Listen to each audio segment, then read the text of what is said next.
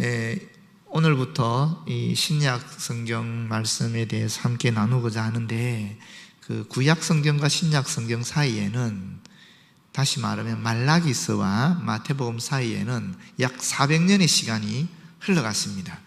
그것을 보통 우리는 신구약 중간기라 그러거든요.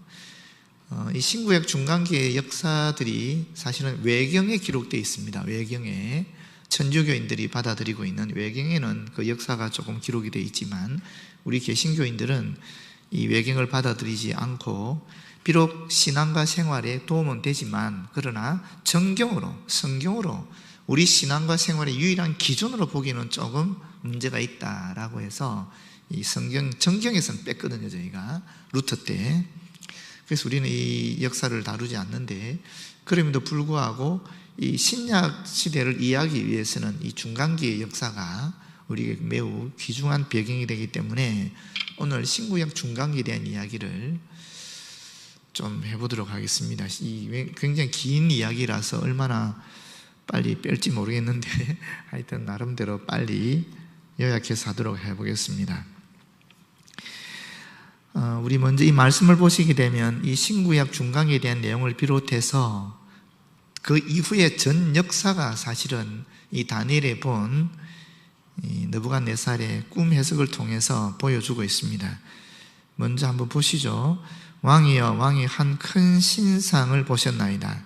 여기서 말하는 신상은 우상이 아닙니다. 우상이 아니고 사람의 형상을 본떠서 만들어진 그냥 상을 얘기하는 것입니다. 우상이 아니라는 겁니다. 그런데 이것은 육안이 아닌 영안으로 본 것이죠. 환상 같은 것, 묵시 같은 것을 느부갓네살이 본 것입니다. 느부갓네살은 사실 네부카드네자르라는 이름으로 세계사에는 기록이 되어 있는데 성경에는 느부갓네살이라고 그러고 있지요. 그런데 이 신상이 느부갓네살 앞에 서 있었는데, 신상이 세 가지 특징을 가지고 있어요. 첫 번째가 뭡니까? 그 신상은 컸다라고 얘기하고 있습니다. 느부갓네살이 이 바벨론 제국의 왕이었던 느부갓네살이 압도당할 만큼 엄청난 크기였다라는 것입니다. 여러분 기억하시죠? 느부갓네살이 이 두라 평지에 세운 신상의 높이가 성경에 의하면 27m였거든요. 어쩌면 이 신상을 보고 세웠는지도 몰라요. 굉장히 컸다라는 것입니다. 두 번째는 뭐라고 얘기하고 있습니까? 광채가 매우 찬란했다라고 얘기하고 있습니다. 햇빛에 반사되어서 번쩍번쩍 빛이 났다라는 것이죠. 엄청나게 반짝거려서 눈이 부셔서 똑바로 뜨고 쳐다볼 수 없었다라고 이야기하고 있는 것입니다. 이 두 번째 신상의 특징입니다. 세 번째는 그 모양이 심히 두려웠다라고 얘기하고 있습니다. 보는 사람이 공포감에 사로잡힐 정도로 무시무시했다라는 거예요. 이 신상은 사실은 두 가지 상징적 의미를 가지고 있습니다. 첫 번째는 뭐냐면은 느부갓네살이 이 신상을 보고 매우 두려워했다. 실제 상황도 아닌데 환상 속에서 두려웠다는 의미도 있지만 더 중요한 상징적 의미가 있어요.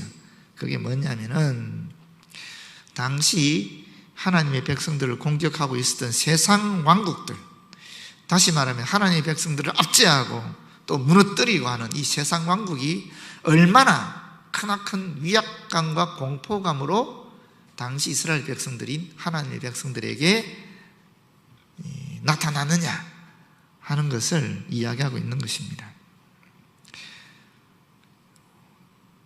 오늘로 치면은 세상 왕국은 우리들에게 이러한 위압감과 공포감을 주고 있다라는 것입니다.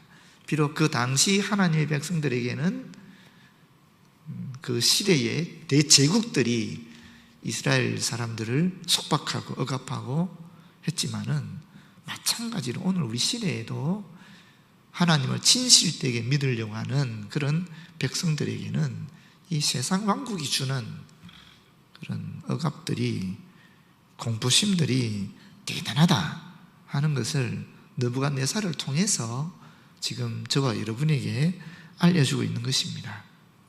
그 신상을 보시게 되면 그 머리는 순금이라고 그랬죠. 순금, 바벨론의 느부갓네살을 의미하는 것입니다. 가슴과 두 팔은 은인데 이것은 메대와 바사 연합군이 이 바벨론을 정복하고 고대 근동의 패권을 잡지요. 그 메대와 바사 연합군, 더 쉽게 말하면 사실은 페르시아라고 얘기할 수 있습니다. 바사, 페르시아를 얘기하는 것이고요.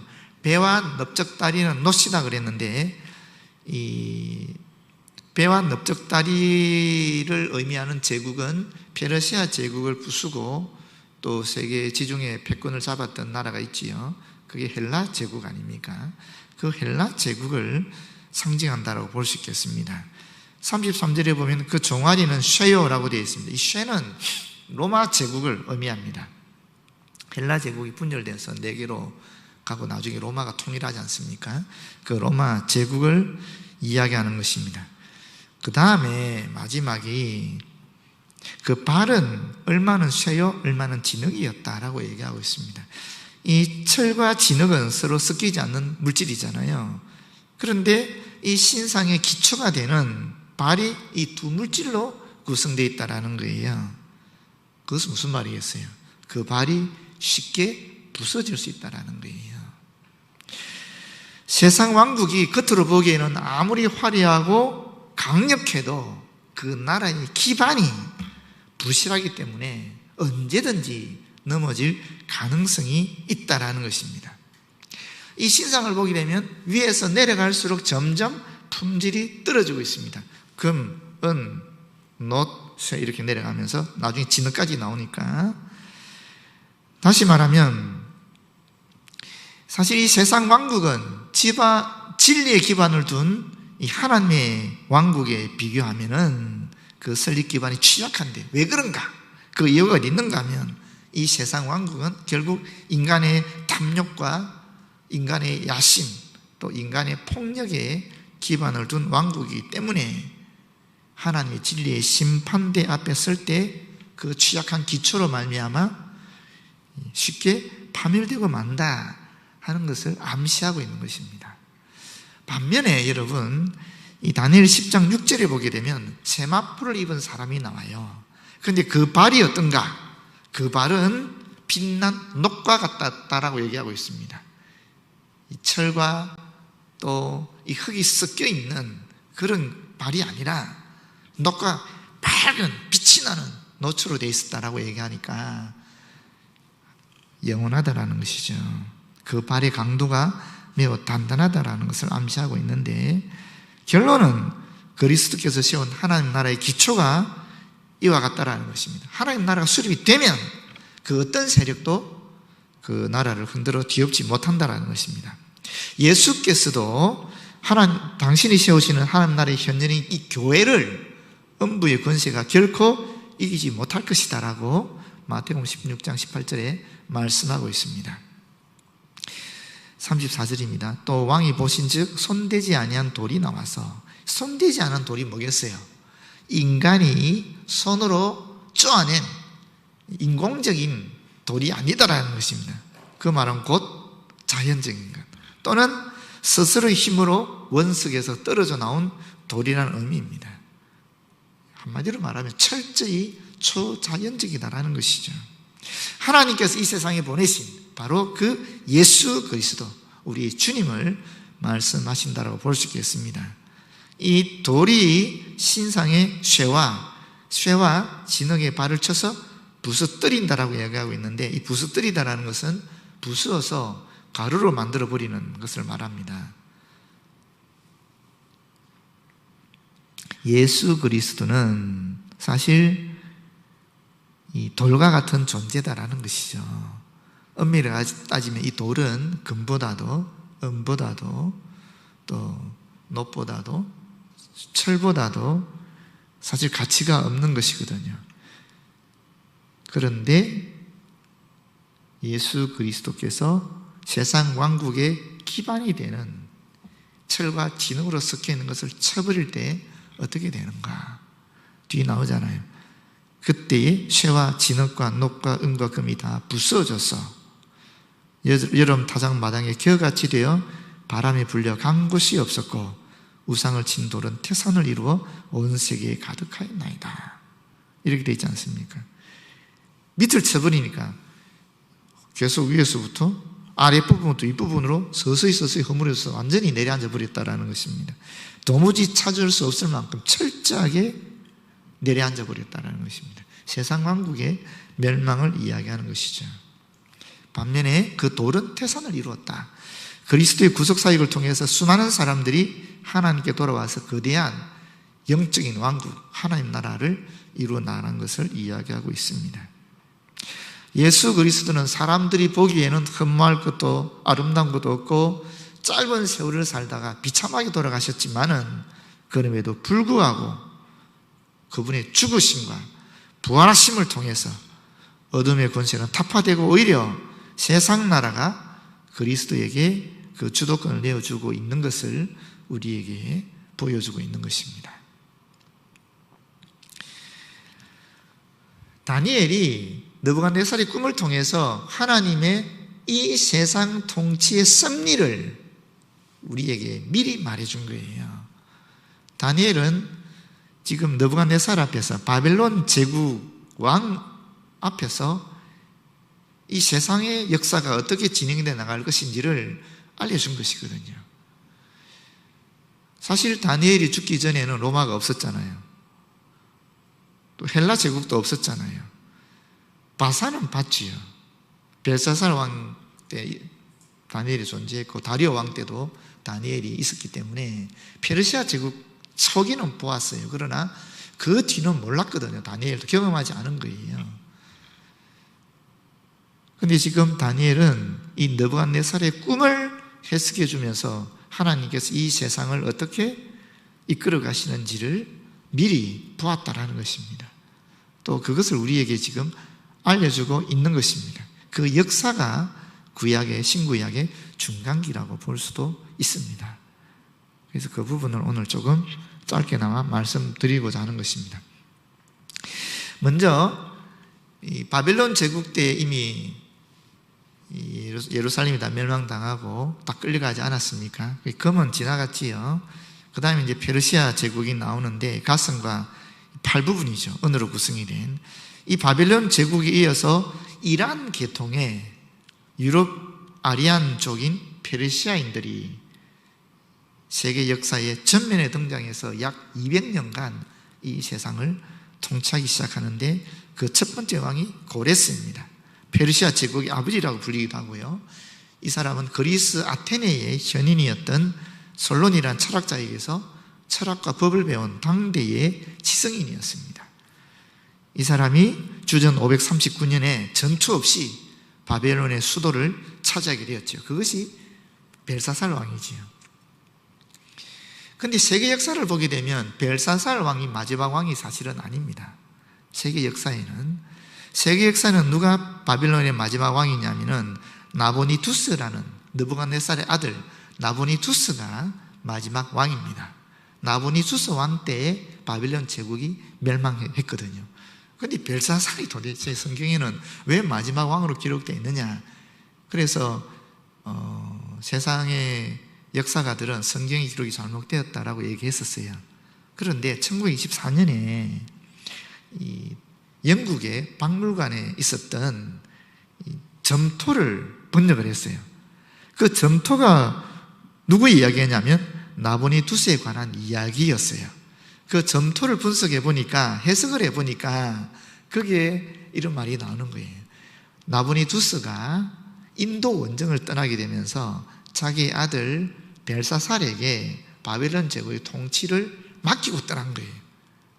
그때 페르시아가 들어와서 이 바벨론의 수도를 점령하는 사건, 우리가 알고 있는 성경의 기록이 그 사건인 거예요.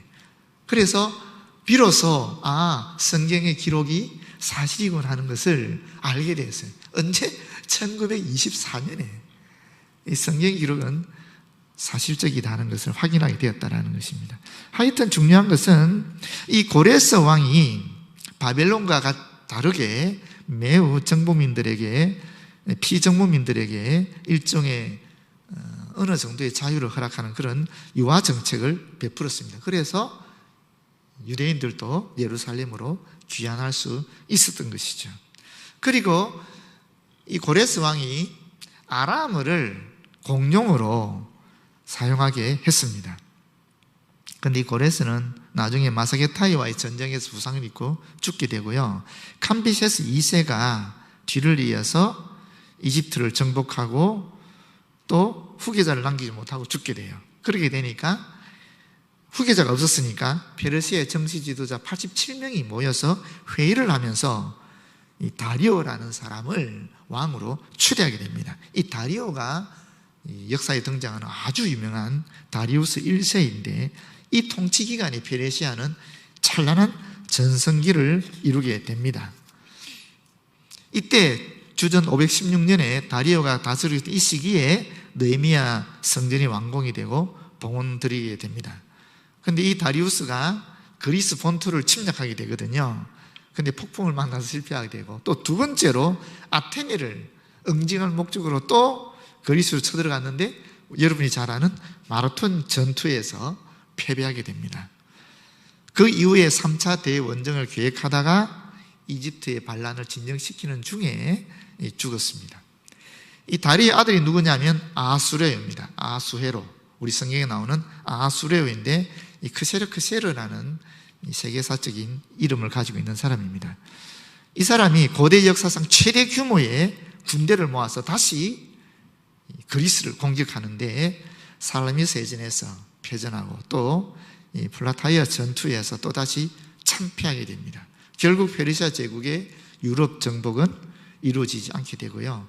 그 다음부터 쇠퇴기에 접어들게 되는데 이 크세르크세스르가 영화 300인에 나오는 페르시아의 왕입니다. 그리고 이분이 누구냐? 에스더의 남편인 아수레오인 것입니다. 아수레오, 그 다음에 뒤를 이은 사람이 아닥사스다죠. 아르타크세르크세르 1세인데 이 아닥사스다 왕 때 에스라의 귀환이 이루어지고 느헤미야 귀환도 이때 다 이루어졌습니다. 아닥사스다는 이집트와 그리스 연합군과 싸웠고요. 전쟁이 10년 정도 이루어지다가 평화협정을 맺게 됩니다.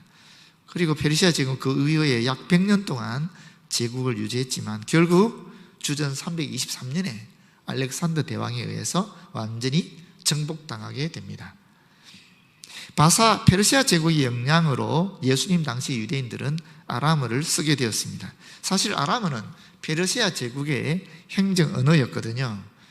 그런데 구약에서 보면 이미 이 아람어라는 것이 외교용어로 등장하고 있습니다. 열왕기하 18장 26절에 보게 되면 이 페르시아 제국에 있었던 사람 유대인들이 이제 귀환하게 되면서 동시에 그들도 아람어를 사용하게 되었고 순수 유대인들도 아람어를 쓰기 시작하게 되면서 예수님 시대 모든 유대인들이 아람어를 그들의 일상 언어로 사용하게 되었다는 것입니다. 그 말은 무슨 말입니까? 원래 이스라엘 사람들이 사용했던 히브리어는 죽은 언어가 되었다는 거예요. 실제로 히브리 언어는 사어였습니다. 죽은 언어였고 그 발음법이라든지 그런 게 다 사라지고 오로지 성경의 문서만이 살아남았거든요. 그게 현대 이스라엘, 지금의 이스라엘이 건국되는 시점에 그때 이 히브리어를 다시 오늘날 사용하는 언어로, 현대 히브리어로 다시 발굴하게 됩니다. 그래서 오늘날은 히브리가 살아있는 언어가 되었지만 지금 우리 성경에서 나오는 히브리어와 지금 이스라엘 사람의 히브리어가 같은 것 같아도 달라요. 이거를 고대 히브리어라 그러고 지금 현대 히브리어와는 조금 차이가 있습니다. 자, 그리고 이제 헬라 제국이 등장하게 되죠. 배와 넓적다리 노스로 구성이 된 그리스 제국입니다. 이 그리스는 도시국가로 구성되었지요. 자유와 평화와 번영을 구가했던 도시국가로 구성이 되었습니다. 여러분이 잘 아는 소크라테스라든지 플라톤이라든지 아리스토텔레스 등의 철학자들이 그 사상을 펼쳤고 그 정신을 기반으로 해서 고도의 문명을 꽃피운 때가 바로 이 그리스 제국이라고 볼 수 있습니다. 그런데 이 그리스 문명이 한창 흥황하고 있을 시점에 페르시아가 쳐들어왔지요. 그때 이 아테네와 스파르타 그리고 다른 그리스 도시국가들이 펠로폰네소스 동맹을 맺어가지고 그리스의 독립을 위해서 싸웠지요. 그 치열한 전쟁은 결국 그리스의 승리로 끝나게 됐다라는 것은 우리가 잘 알고 있는 내용입니다. 그런데 이 그리스 제국의 역사는 알렉산더 이전과 알렉산더 시대 그리고 알렉산더 이후 시대로 봐야 되거든요. 알렉산더가 기점입니다. 알렉산더 이전을 보게 되면 알렉산더의 아버지가 마케도니아의 왕이었습니다.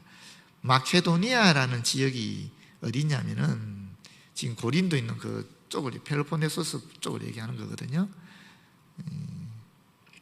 아테네하고는 다르죠. 그러니까 하여튼 근데 이 알렉산더의 아버지인 필리포스 2세가 크레니스데스 인근에서 금광을 발견하게 됩니다. 금광을 발견하게 되니까 부를 축적하게 되지 않겠습니까? 엄청난 재력을 확보하게 돼요. 이 아버지가 이 금광을 발견했던 크레니데스라는 이 지명을 자기 이름으로 바꿔요. 그것이 우리가 성경에 기록되어 있는 빌립보예요. 빌립보가 알렉산더 아버지 이름이에요. 자기 이름을 바꾼 거예요. 빌립보는 나중에 사도 바울이 마게도니아의 복음을 전하기 위해서 처음 발걸음을 내디딘 곳이기도 하지요. 그리고 이 아버지가, 알렉산더의 아버지가 이 장창 밀집 부대 전법을 개발했는데 긴 창을 가지고 싸우는 그런 부대 전략을 개발하는데 이 장창 이 밀집 부대 전법이라는 것이 거실이 처음 나온 거예요.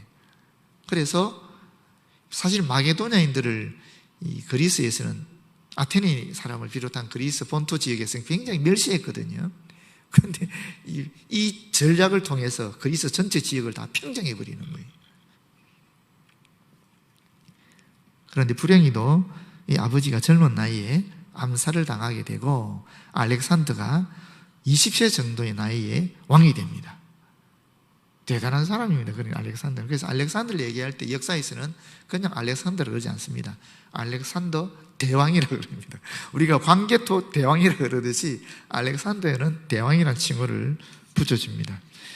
헬라 제국은 사실은 그리스 제국은 알렉산더 대왕이 주전 331년에 세운 것입니다. 알렉산더는 전쟁에 나갈 때에 호모의 시집을 들고 다니고 많은 학자를 대동하고 다니면서 사실은 전쟁을 치러서 점령한 지역에 그리스의 문화를 퍼뜨린 사람이에요. 주전 334년 봄에 페르시아의 총독을 물리치고 큰 승리를 거두게 되고 그의 겨울에는 소아시아의 지역을 점령하게 되고 그 다음 해에는 다리오 3세, 페르시아의 다리오 3세가 이끄는 페르시아 군대와 전쟁에서 승리하게 됩니다. 또 두로를 점령하게 되고 나중에는 지중해 연안을 따라 내려가서 이집트를 또 점령하고 그리고 나서 이 페르시아의 진군에서 페르시아의 4대 수도인 수사, 바벨론, 페르세폴리스, 에바타나를 차례로 점령하고 나중에 326년에는 주전 326년에는 동쪽 끝까지 진군하게 되었는데 그 동쪽 끝이 어디입니까? 인도였어요. 인도의 인더스강까지 그 유역까지 점령하게 됩니다. 그리고 주전 323년에 병에 걸려서 열흘 만에 33살의 젊은 나이로 죽게 됩니다. 20세의 왕이 되어서 13년 후에 당시 지중해 세계권 전부를 다 그 사람이 알았던 모든 세계를 다 점령한 사람이 13년 만에 대단한 인물이죠. 그래서 알렉산더 대왕이라고 그럽니다. 그런데 알렉산더 대왕이 죽게 되니까 어떻게 되느냐?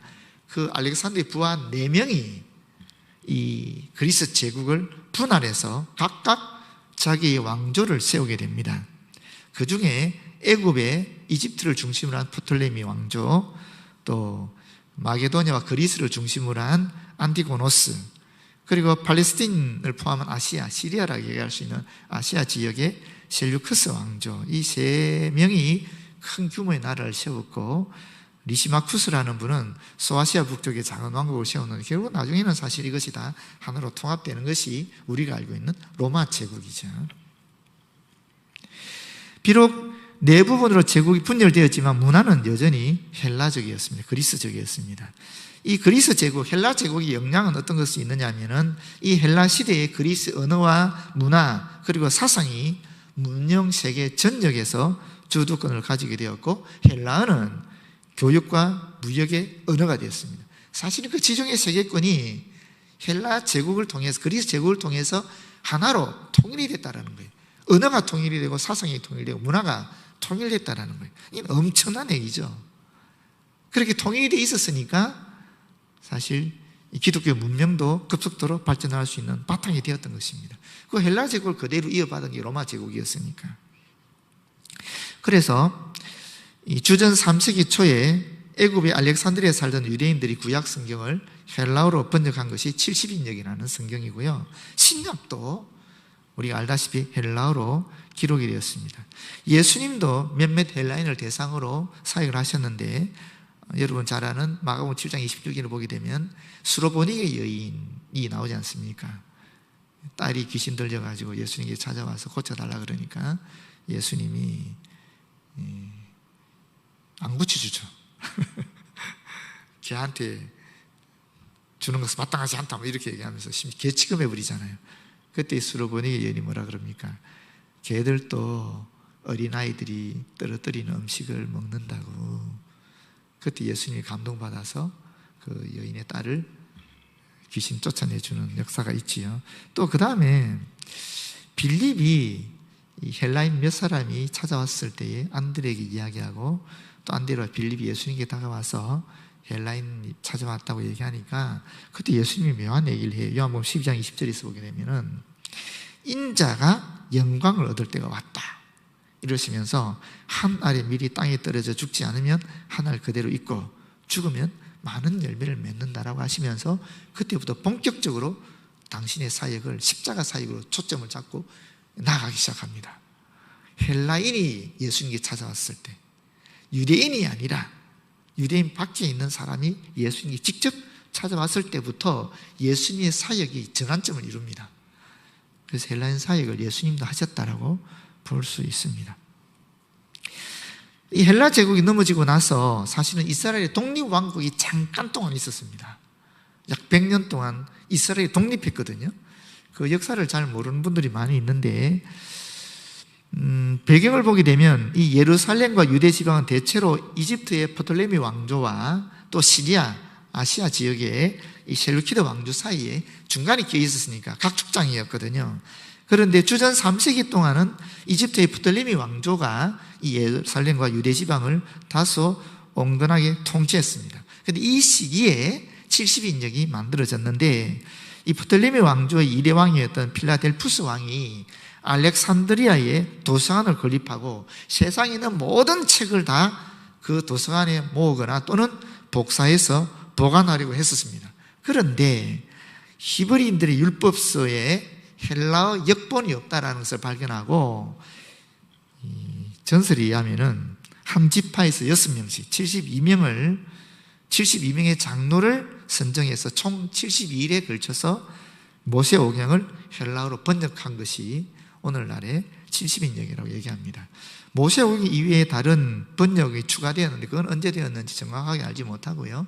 하여튼 전설은 그렇게 얘기하고 있습니다. 정확하게 말하면 72인역이죠. 그러나 우리가 줄여서 그냥 70인역 이렇게 이야기합니다. 그런데 이제 셀루키드 왕조는 주전 198년부터 팔레스틴 지방을 다스리는데, 이 안티오쿠스 3세가 버틀레미 왕조로부터 팔레스타인을 빼앗아서 시리아에 합병시키고, 그때부터 이 셀루크스 왕조가 이제 유대와 예루살렘을 다스리게 되는 것입니다. 처음에는 유대의 전통적인 관습과 종교생활의 자유를 허용하고 뭐 세금도 면제해주고 그랬는데, 이게 주전 190년에 로마와 전쟁을 치르다가 지게 돼요. 그렇게 되면서 엄청난 배상금이, 근데 그 전쟁 배상금이 5,000달란트예요. 5,000달란트. 전쟁에 진 배상금이 5,000달란트예요. 그럼 예수님이 말씀하신 1만 달란트라는 게 얼마나 큰 돈인지 알 수 있겠죠. 전쟁에 진 배상금이 5,000달란트에 지나지 않았으니까. 1만 달란트, 구원의恩총은 1만 달란트 그러지 않았습니까? 그게 얼마나 어마어마한 그 당시의 돈이었는지를 우리는 짐작할 수 있는 거죠. 이 전쟁 배상금을 채우기 위해서 나라 안팎에 있는 신전의 재산들을 압류하기 시작합니다. 그러다 보니까 백성들의 반대가 일어나게 되고 결국 이분이 암살당하게 됩니다. 그 뒤에 셀루쿠스 4세가 똑같이 이 조공을 로마에 바쳐야 되는 압력을 받게 되면서 예루살렘 성전의 재산을 강탈하려고 시도했는데, 유대인들의 강력한 반대를 받게 되고 또 한 장군에 의해서 살해당하게 됩니다. 그렇게 되면서 안티오쿠스 4세가 등장하는데, 이 안티오쿠스 4세가 우리 성경과 깊이 연결되어 있는 사람입니다. 스스로 자신의 이름을 에피파네스를 말은 신의 현현자라는 말이거든요. 자기 스스로 나는 신이다, 내가 신이 이 땅에 임재한 존재이다, 스스로 신이라고 주장하고 이집트 정복을 꿈꾸면서 두 차례 원정을 떠났지만 실패하게 됩니다. 그런데 그 실패의 원인을 유대인에게 돌리는 거예요. 유대인에게 돌리고 예루살렘 성을 유린하고 극에 달한 신성 모독죄, 성전 모독을 저지르게 됩니다. 이것이 유대 반란의 혁명의 도화선이 되게 됩니다. 이 혁명의 직접적인 원인은 몇 가지가 있는데 그 중에 하나가 이 야손이라는 사람이 안티오코스 3세에게 대제사장의 직분을 돈으로 구입했고 예루살렘에 그리스 문화와 그리스의 어떤 신에게 숭배하는 체육 경기를 헬라 풍습들을 도입하게 돼요. 그리고 메넬라우스라는 사람은 제사장 혈통이 아닌데 안티오코스 4세에 또 총애를 얻어서 야손을 밀어내고 대제사장이 되어서 이 안티오코스 4세의 성전 약탈에 동참하게 됩니다. 그러다 보니까 하시딤이라는 헬라화된 지도층 때문에 신실해진 유대인들 그룹이 분노해서 일어나게 되는데 이 사람들이 하시딤들이에요. 아주 신실한 유대인들이 하시딤들이거든요. 이 하시딤들이 안티오코스 4세의 폭정에 또 신성 모독과 성전 모독에 대해서 반발하면서 혁명을 일으키게 됩니다. 그것을 보통 우리가 마카비 혁명이라고 합니다. 주전 166년에 안티오코스 4세가 성전을 제우스에게 봉헌한 거예요. 성전에 제우스 신상을 세우고 하여튼 돼지 피를 뿌리고 막 이런 것을 하니까 도저히 참지 못해서 하시딤들이 무기를 들었는데 그 하시딤들의 지도자가 바로 이 마카비입니다. 이 마카비는 제사장 마따디아의 아들이었는데 이 아들이 5명이 있었거든요. 그 중에 셋째 아들이 유다였어요. 마카비라는 말은 망치라는 뜻입니다. 망치를 들고 싸웠던 모양이죠. 이 유다가 매우 전략이 뛰어났던 인물이었던가 봐요. 그래서 지도자가 되어서 이 하시딤들을 다 데리고 반란을 일으켰는데 이 반란을 마카비 혁명이라고 그럽니다. 그 시초를 보게 되면 주전 167년에 예루살렘 근처 모딘이라는 마을에서 이방신에게 제사를 드리는 한 유대인과 그 일을 감독하던 제국의 관리를 유다 마카비가 살해하면서부터 이 혁명이 시작됩니다. 제사장 마따디아와 그의 5 아들들이 마카비들을 산으로 이끌고 가서 거기서부터 게릴라전을 펼치면서 반란을 일으켰는데 이 마카비들을 하스모니안이라는 말이라고도 해요. 하스모니안이란 말은 이 마따디아 가문의 선조가 하스모니라는 사람이었어요. 그래서 하스모니의 자손들이다 라고 해서 하스모니안이라고 그랬거든요. 마카비란 말과 하스모니안이란 말이 같은 말이에요. 그래서 이 사람들이 결국에는 주전 164년에 유대식 예배를 다시 회복하게 됩니다. 유다는 성전에서, 마카비는 성전에서 우상 숭배와 관련된 물건들을 청소하고 성전을 하나님께 재봉헌했는데 이것을 성경에는 수전절이라고 기록하고 있습니다. 이게 이 사건을 기념하는 절기이죠. 주전 160년에 셀루키드 왕조와 벌어진 전쟁에서 유다는 전사합니다. 그러기에 그 넷째 아들, 유다는 셋째 아들이었거든요. 넷째 아들 그 동생인 요다단이 다시 또 유다의 뒤를 이어서 게릴라전을 계속 벌이고 주전 152년에 요나단이 직접 대제사장이 되었습니다. 그런데 요나단도 전사하게 돼요. 그렇게 되면서 둘째였던 시몬이 또 대제사장이 되어서 이 마카비를 혁명을 계속 주도해 나갔는데 이 시몬을 통해서 비로소 로마로부터 독립왕국으로 인정을 받게 됩니다.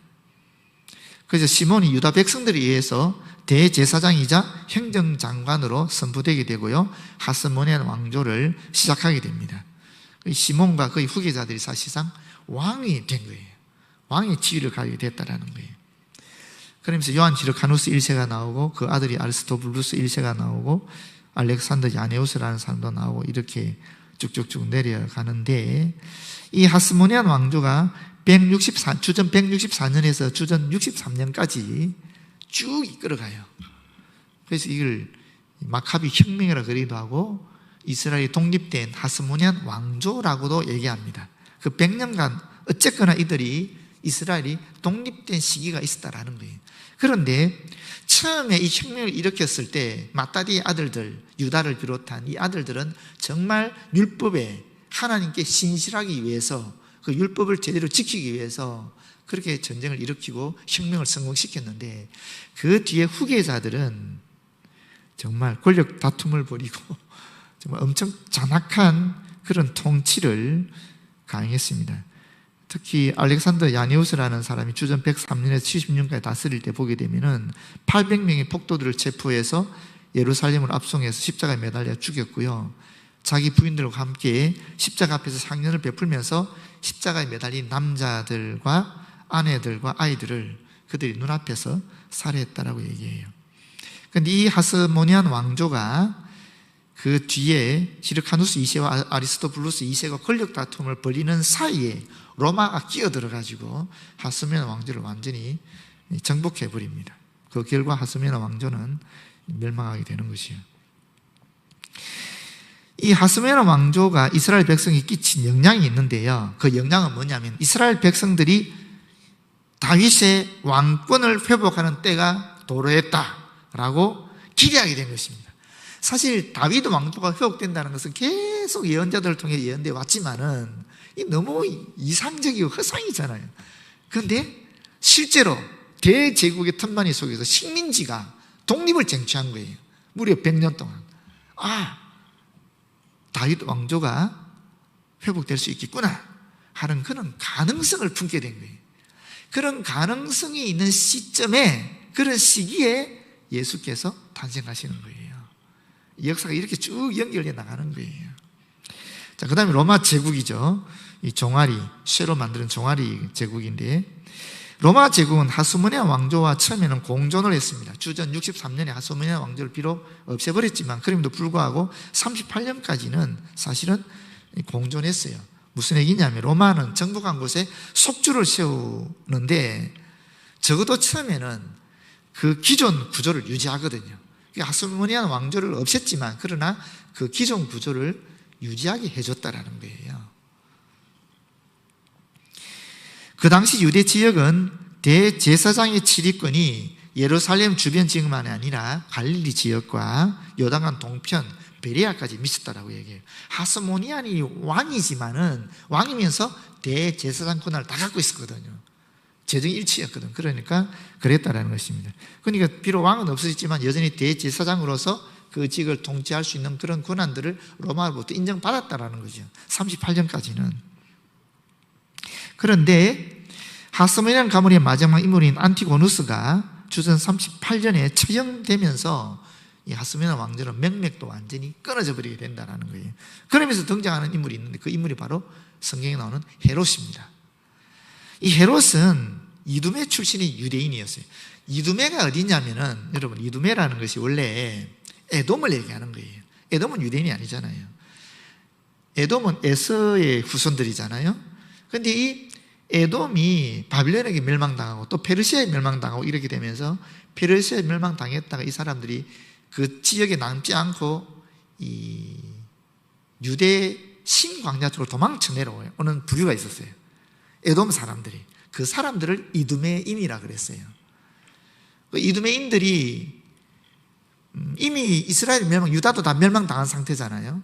그 포로를 귀환한 사람들은 예루살렘 주변에 살았거든요. 그래서 이 이두메인들이 헤브론 지역을 수도로 해서 그 지역에 자기들이 도시를 건설해서 살았어요. 근데 그 출신이 헤롯이에요. 그 헤롯은 유대인이 아닌 거예요. 근데 이 헤롯이 로마에 들어가서 로마 사람들과 친분을 가지게 되면서 이 원로원으로부터 인정을 받게 되는 것입니다. 그러면서 누구랑 결혼하냐면 비록 멸망당했지만 하스모니안 왕조의 마리암네라는 공주와 결혼을 해요. 공주와 결혼하면서 유대 사회로 진입하게 되는 거예요. 지금 유대 사회에서 가장 귀족감, 왕족 가문은 유일하게 하스모니안 왕조인 거예요. 거기 공주랑 결혼했었으니까 유대 사회로 편입될 뿐 아니라 하스모니안 왕조의 사위가 되어서 일종의 이 귀족이라는 정치적인 그런 자격을 얻게 되는 것입니다. 그리고 헬라 문화를 세우는 정책의 일환으로 엄청난 건축 사업을 벌였는데 그게 바로 헤롯의 성전이에요. 우리가 예루살렘 성전이 있고 또 스룹바벨 성전이 2차 성전이라 그런다면 3차 성전이 헤롯의 성전이거든요. 예수님이 어릴 때 갔던 성전이 바로 그 헤롯의 성전이고, 예수님이 십자가에 못 박기 전에 갔던 성전 청결했던 그 장소가 바로 이 헤롯의 성전이에요. 이 헤롯의 성전은 스룹바벨의 성전과 비교할 수 없을 만큼 찬란한 성전이었어요.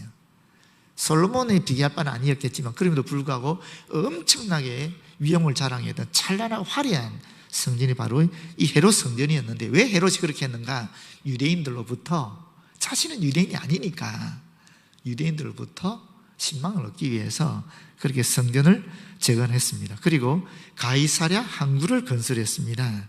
로마인들에게 정통성을 얻어내려고 이 가이사랴의 이름을 따서 가이사의 이름을 따라 이 항구 이름을 가이사랴라고 짓고 가이사랴를 건축한 것입니다. 그런데 이 헤롯이 죽고 난 다음에 이 지역이, 이스라엘 지역이 4개의 행정지역으로 분열됩니다. 유대 지방은 헤롯의 아들 아켈라오가 주 6년까지 통치를 했고요. 아켈라오가 죽게 되면서 그 다음부터 로마의 총독들이 직접 통치하게 됩니다. 여러분이 잘 아는 1대 총독이 본디오 빌라도, 그리고 두 번째가 안토니오 벨릭스, 세 번째가 보르기오 베스도, 다 성경에 등장하는 인물들이잖아요. 이 로마의 총독들이 결국 직접 통치하게 되었고, 유대 지역은 총독은 가이사라에 거주했는데 유대의 절기가 되면 예루살렘으로 왔습니다. 왜냐하면 절기 때 수많은 유대인들이 순례 여행을 오기 때문에, 예루살렘 오기 때문에 그때 폭동이 일어날 가능성이 많지 않겠어요? 그래서 총독이 군대를 데리고 와서 감시하는 거죠.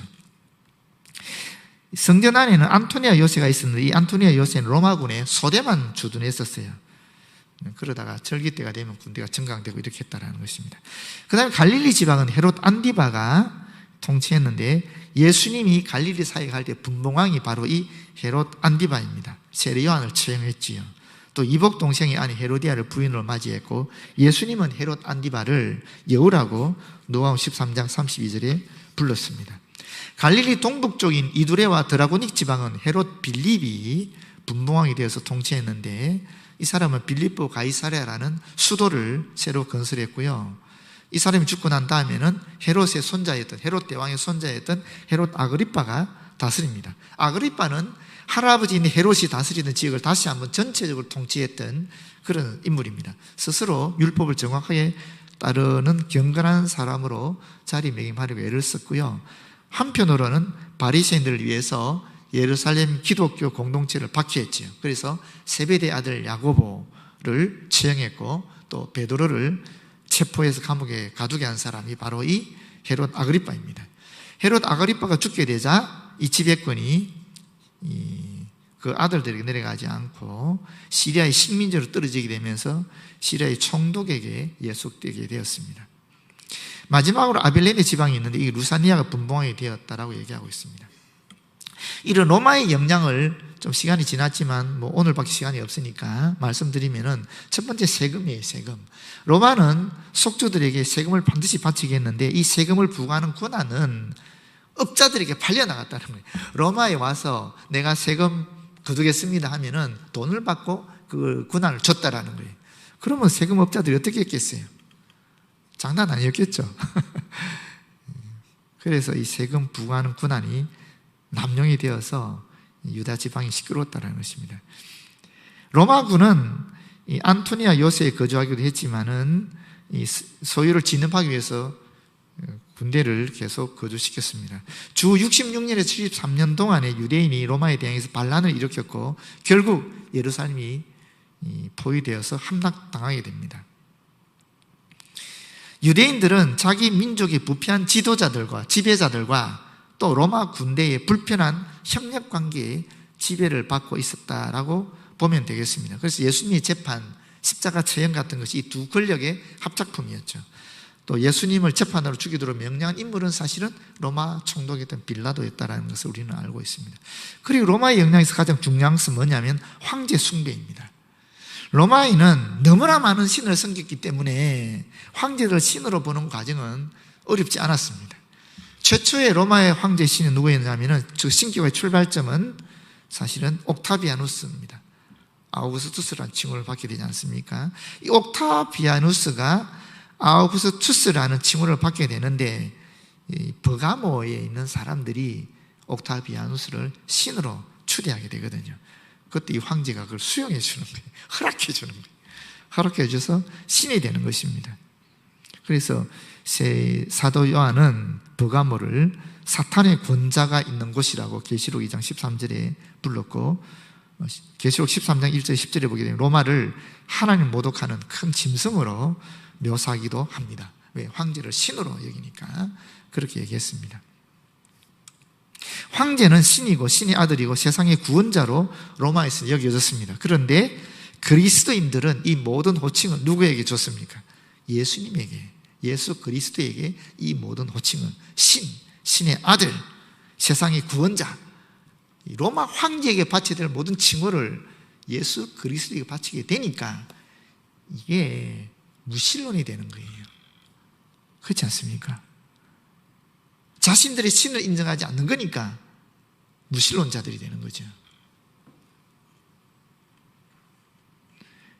그 결과 그리스도인들은 무신론자로 죽임을 당하게 되는 것입니다. 두 번째는 이 황제가 통치하는 이 세상을 그리스도인들이 인정하지 않잖아요. 우리는 하나님의 나라를 얘기하니까. 물론 오해지요. 우리가 영적으로 하나님의 나라를 얘기하는 것인데, 로마 사람들이 볼 때는 자신들의 신, 자신들의 왕으로 누구를? 예수 그리스도를 얘기하게 되니까 결국 지금 황제가 있는 로마 국가 체계를 거부하는 것으로 본 거예요. 그렇게 되니까 어떻게 되겠어요? 무정부주의자들이 되는 거예요. 황제 숭배를 거부했으니까 무신론자가 되는데, 동시에 로마 정부를 인정하게 되니까 무정부주의자가 되는 거예요. 게다가 여러분 잘 알다시피 이것은 내 몸이다, 이것은 내 피다, 몸과 피를 막 먹는 거예요. 마시는 거예요. 그러니까 사회 질서를 혼란한 무질서주의자들이 되는 거예요. 실제로 그리스도인들은 그 당시에 이런 무정부주의자, 또 무신론자, 또 사회 질서 혼란자 하는 그런 오해를 받고 사실은 순교하게 되는 겁니다. 여러분, 여기에 묘한 비밀이 있습니다. 그리스도인들은 절대로 순수한 신앙 때문에 죽지 못합니다. 다 오해받고 죽는 거예요. 신사참배를 거부했던 분들도 거룩한 하나님께 순수한 신앙을 지키기 위해서 죽었지만은, 그렇게 그들은 죽었지만 그들의 죄목은 그게 아니었거든요. 국채 변혁, 일본의 국채인 황제, 일본 천황 숭배를 거부해서 일본을 없애려고 하는 그런 무리로 오해받고 죽어나가고 순교했거든요. 그리스도인의 순교는 이와 같은 겁니다. 역사가 증명하는 것은, 우리가 순교하는 것은 결코 우리의 순수한 신앙 때문에 순교하는데, 그러나 세상은 그런 우리를 오해해서 다른 죄목을 붙여서 죽인다라는 것입니다. 우리가 주님 앞에 진실되게 살게 되면, 바르게 살게 되면 그런 오해를 받을 수밖에 없고, 그 오해의 결과 우리에게는 핍박과 박해가 임하게 된다는 것이 역사가 증명하는 것입니다. 그리스도 앞에 순수하고 거룩한 신앙을 지키면 지킬수록 당연히 세상으로부터는 칭송과 영광을 받는 것이 아니라 사실은 그런 욕을 얻어먹게 되어 있다는 것이 기독교의 역사가 증명하고 있는 것입니다. 결론적으로 말씀드리면 이것입니다. 하나님께서 역사를 통치하신다라는 것입니다. 하나님께서. 그럼 여러분 이런 질문 하시겠죠. 지금 진흙과 쇠로 만들어진 이 발은 뭐냐? 이건 아직도 진행되고 있는 오늘의 역사라고 얘기할 수 있습니다. 옛날에는 뭐 유럽이다 얘기하고 했지만 저는 그렇게 생각하지 않고 여전히 이 발의 역사는 진행되어 나가고 있는 것입니다. 그러나 어느 날 예수께서 재림하실 때 그 돌이 깨어 부수는 것처럼 하나님 나라가 완전히 이 땅에 임하게 되고 세상 왕국은 다 무너지게 된다 하는 것이 다니엘이 느부갓네살의 꿈을 통해서 우리에게 보여주는 하나님의 계시입니다. 우리가 어떤 상황이 있더라도 항상 이 비전, 하나님의 세상 통치의 승리를 바라보고 믿음 생활해 나갔으면 참 좋겠습니다. 네, 기도하겠습니다. 아버지 고맙고 감사합니다. 짧은 시간에 400년의 역사, 아니 600년의 역사를 우리가 훑어보았습니다. 하나님께서 이 세상을 여전히 통치하시고 승리하시고 이미 하나님의 계획 속에 이 세상의 역사는 결정되어 있다는 것을 우리가 다시 한번 확인하게 되며 영원한 통치자이신 주님을 바라보고 영원한 세상 시민으로서 이 땅을 살아갈 수 있는 저희들 되어지도록 역사하여 주시옵소서. 예수님 이름으로 기도드립니다. 아멘.